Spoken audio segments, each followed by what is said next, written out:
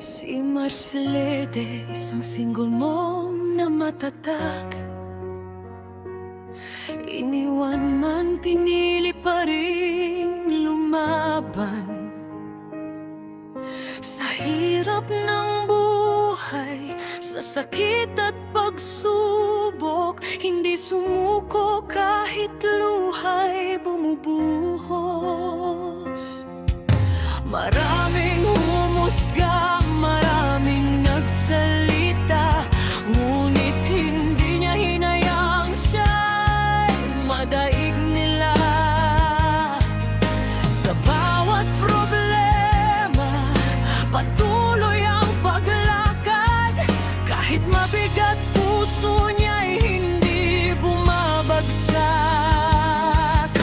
Mahirap man ang buhay at trabaho'y minsan nakakapagod. May dalawang anak na laging nasa puso. Sila ang dahilan kung bakit siya'y bumabangon. Isang dakilang ina, pusong matatag.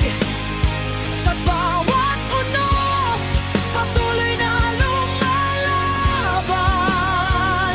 Sa bawat luha at bawat sakit, sa Diyos kumakapit, hindi kailanman bibitaw.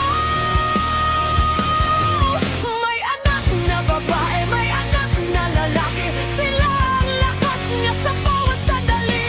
Hindi man perpekto ang buhay na tinatahak, basta para sa mga anak, patuloy siyang lalaban.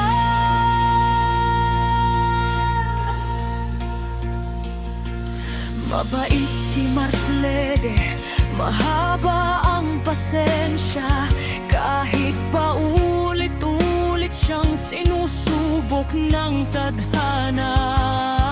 Minsan matapang kapag sobra na ang sakit, lalo na kapag niloko at ang tiwala'y sinira. Pero hindi niya hinayaang galit ang manaig. Sa halip, bumabangon at muling nananampalataya. Ang bawat sugat ay kanyang ginagawang lakas, at bawat kabiguan ay bagong pag-asa. Kapag napapagod at parang wala ng lakas, tinitingnan ang mga anak at muling bumabangon agad. Dahil sila ang kanyang mundo, sila ang dahilan para hindi siya sumuko. Isang dakilang ina, pusong matatag. Sa bawat unos, patuloy na lumalaban. Sa bawat luha at bawat sakit, sa Diyos kumakapit, hindi kailanman bibitaw.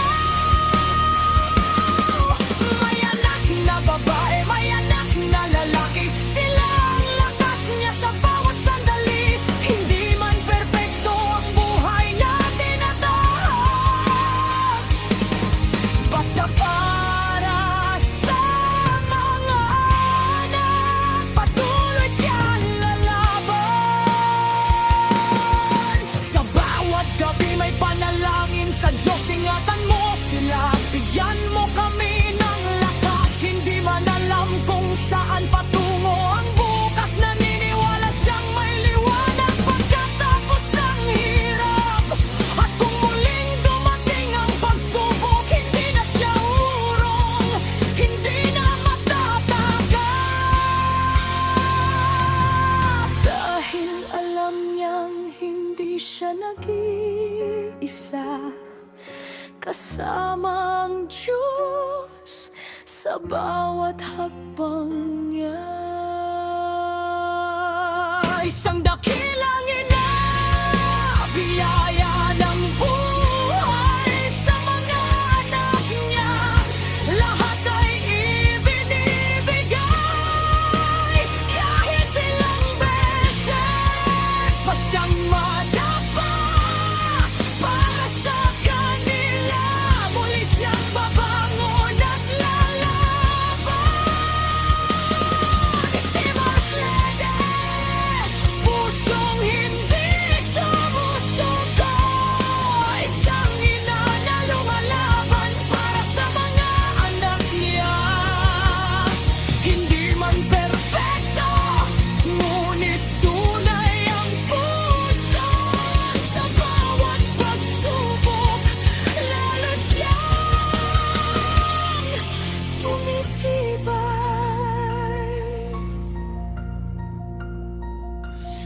Ako si Marslede, isang dakilang ina, mapagmahal, matatag at puno ng pag-asa.